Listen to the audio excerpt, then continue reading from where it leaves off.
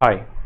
अभी तक के लेक्चर में हमने देखा कि किस टाइप से हम डोमेन परचेज कर सकते हैं, होस्टिंग परचेज कर सकते हैं और उनको हमने आपस में कनेक्ट किया और उसके ऊपर हमने वर्डप्रेस को इंस्टॉल कर लिया।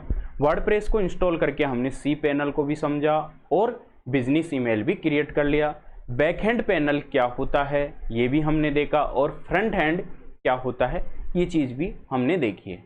आज इस सेक्शन के अंदर हम देखेंगे कि किस टाइप से हम बैकएंड पैनल के अंदर हम थीम को इंस्टॉल कर सकते हैं। तो सबसे पहले इसके लिए हमें थीम को समझना होगा। तो चलिए हम कंप्यूटर की स्क्रीन पे सबसे पहले हम यहाँ पर सर्च कर लेते हैं अपनी वेबसाइट। मेरी वेबसाइट जो है ये जो सामने दिख रही है, जैसे ही मैंने वर्डप्रेस को इंस्टॉल किया था तो हमारे पास में यहाँ पर एक थीम इंस्टॉल हो गई थी, उसके अकॉर्डिंग मेरे पास में यहाँ पर डिज़ाइन बन के आ गई। अब इसके बैकएंड पैनल में जाने के लिए जहाँ से मैं एडिट कर सकता हूँ अपनी वेबसाइट को, उसके लिए मुझे मेरी वेबसाइट का डोमेन नेम और उसके बाद में /wp-admin लिखना होगा और उसके अंदर हम लॉगिन कर जाएंगे। मैंने पहले से लॉगिन कर रखी थी इसलिए मेरे पास में यहाँ पर डायरेक्टली लॉगिन हो गई है। आपके पास में आईडी और पासवर्ड मांगेंगे, जैसे हमने पीछे सेक्शन के अंदर देखा था उस टाइप से ये ऑन हो जाएगी और ये हमारे पास में बैकएंड पैनल आ जाएगा। अब इस बैकएंड पैनल के अंदर हम यहाँ पर देखेंगे पोस्ट क्या होती है, ये चीज़ हमने देख ली थी, मीडिया पेजेस वगैरह सारी चीज़ें देख ली थी। अब हम जाएंगे यहाँ पर अपीयरेंस के अंदर। यहाँ पर हमारे पास में थीम एक ऑप्शन आ रहा है। थीम को इंस्टॉल करने से पहले हम ये समझेंगे कि एक्चुअल के अंदर थीम होती क्या है।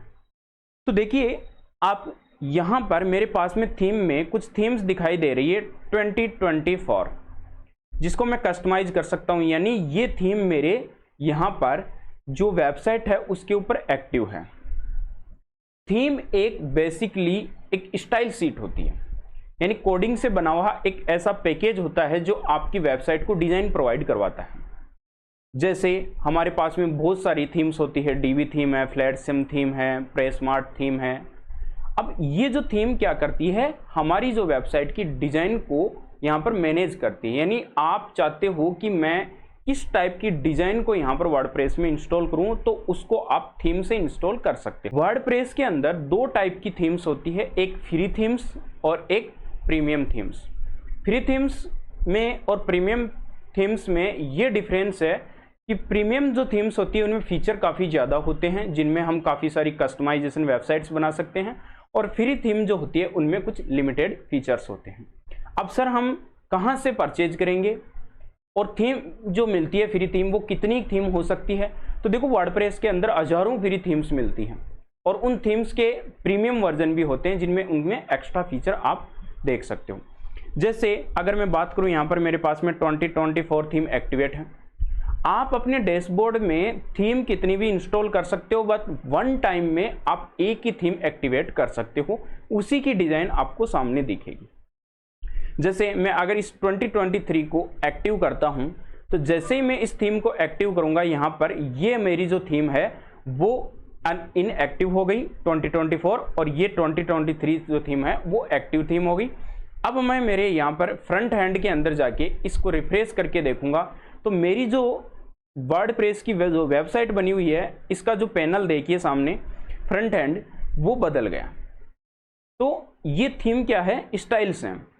आप इसको भी एक्टिवेट कर सकते हो, आप एक नई थीम भी ऐड कर सकते हो। आप यहाँ पर न्यू पे जैसे ही क्लिक करोगे आपके पास में यहाँ पर बहुत सारी थीम्स मिलेगी।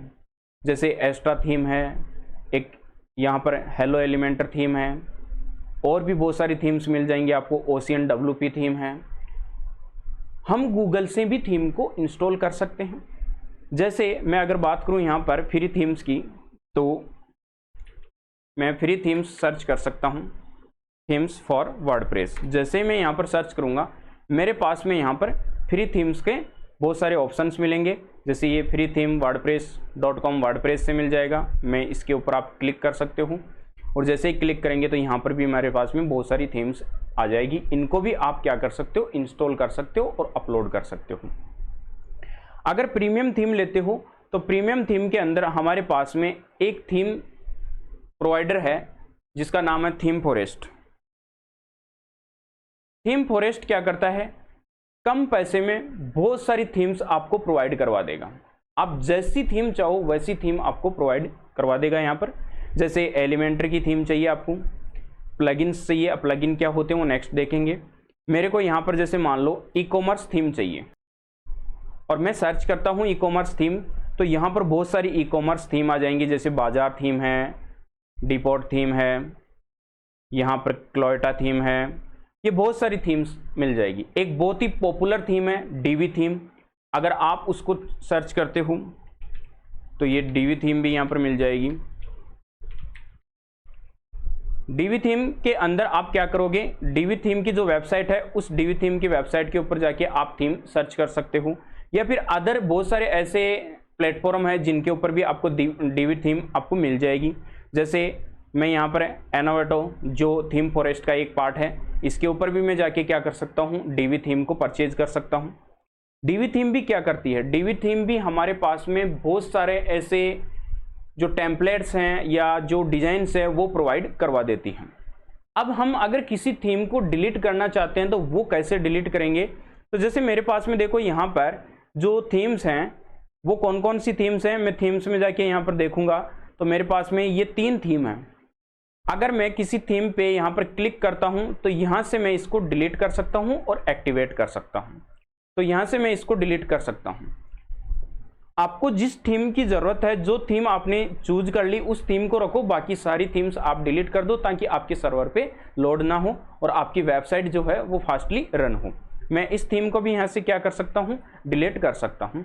अब जो ये थीम बची हुई है इसको आप एक्टिव रखो और अब इसके ऊपर आप वर्क कर सकते हो।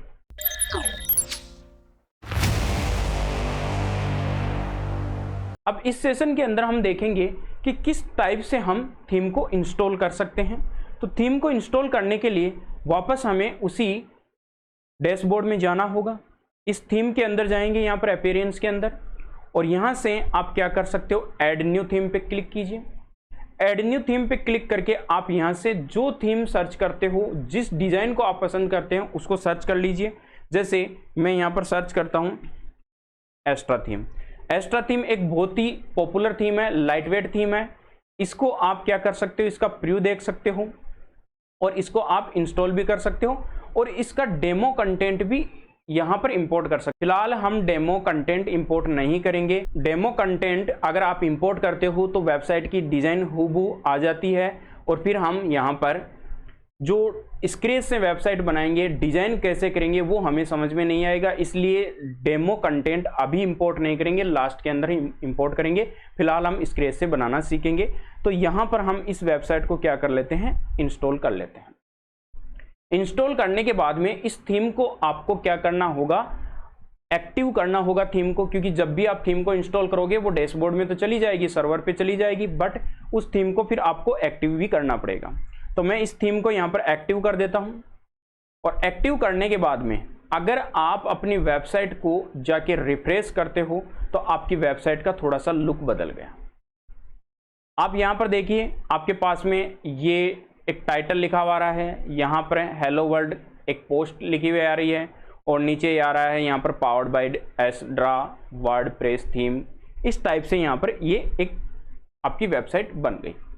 अब आप क्या कर सकते हो, इस वेबसाइट को एडिट करोगे तो उसको एडिट करने के लिए हमें क्या करना होगा।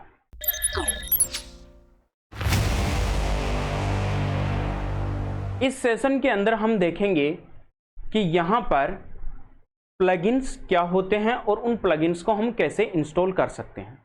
देखो यहां पर आपको इसी डैशबोर्ड के अंदर अपीयरेंस के जस्ट नीचे आपको यहां पर मिलेगा प्लगइन्स। यहां पर आप इंस्टॉलेड प्लगइन्स देख सकते हो। ऐड न्यू प्लगइन से आप नया प्लगइन ऐड कर सकते हो, प्लगइन की फाइल को एडिट कर सकते हो। मैं अगर ऐड न्यू प्लगइन पे क्लिक करता हूं तो नए प्लगइन को सर्च करके यहां पर ऐड कर सकता हूं। मैं इंस्टॉलेड प्लगइन यहां पर आपको दिखाता हूं कौन कौन से इंस्टॉलेड प्लगइन यहां पर है। देखो एक्चुअल में प्लगइन होते क्या है, कोडिंग से बने हुए ऐसे पैकेज होते हैं, ऐसे प्रोग्राम्स होते हैं जो वेबसाइट के अंदर फंक्शनलिटी को ऐड करते हैं। यानी जैसे मुझे एक फोरम क्रिएट करना है तो फोरम क्रिएट करने के लिए मुझे फोरम का एक प्लगइन चाहिए होगा, चाहे तो वो कॉन्टैक्ट 7 फॉर्म हो सकता है या WP फॉर्म हो सकता है, या जैसे मुझे पेज की डिज़ाइन करनी है तो डिज़ाइन करने के लिए मुझे एलिमेंटर की नीड होगी। तो इस टाइप से बहुत सारे प्लगइन्स हैं। जैसे मुझे अगर ई-कॉमर्स वेबसाइट बनानी है तो मुझे वूकॉमर्स प्लगइन की नीड होगी। तो ऐसे बहुत सारे प्लगइन्स होते हैं जो क्या काम करते हैं, वेबसाइट की फंक्शनलिटी को बढ़ाते हैं, वेबसाइट के अंदर फंक्शनलिटी को ऐड करने का काम करते हैं। तो यहाँ पर मेरे पास में 3 प्लगइन्स हैं। अब यहाँ पर सभी प्लगइन एक्टिवेट हैं। अगर मैं किसी प्लगइन के ऊपर यहाँ पर क्लिक करता हूँ तो वो प्लगइन डीएक्टिवेट हो जाता है।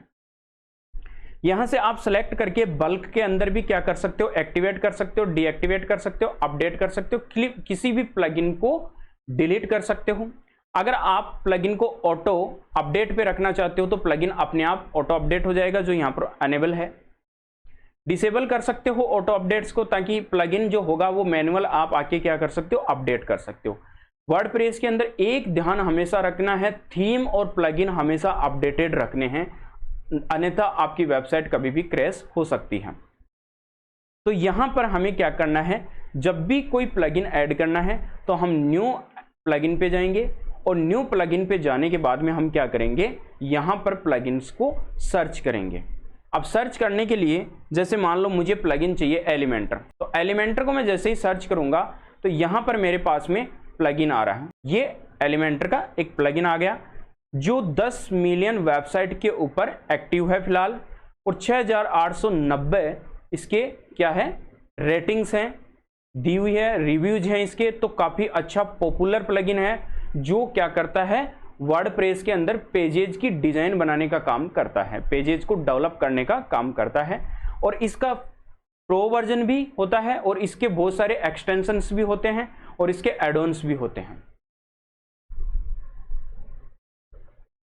प्लगइन्स को भी सेम थीम की तरह आपको पहले इंस्टॉल करना होगा और इंस्टॉल करने के बाद में आपको एक्टिव करना होगा। जैसे मैं इस प्लगइन को क्या करता हूं, एक बार इंस्टॉल करके आपको दिखाता हूं, और इंस्टॉल करने के बाद में इस प्लगइन को आपको एक्टिव भी करना पड़ेगा। ये मेरा प्लगइन यहां पर इंस्टॉल हो गया है और इसको अब मैं जैसे एक्टिव करूंगा तो ये प्लगइन्स मेरा एक्टिव हो गया है। और एक्टिव होते ही मेरा जो प्लगइन है, इस डैशबोर्ड के अंदर एक एलिमेंटर नाम का यहां पर फीचर आ गया और इससे मैं अब अपग्रेड भी कर सकता हूं। तो इस लेक्चर के अंदर आपने समझा कि प्लगइन्स क्या होते हैं,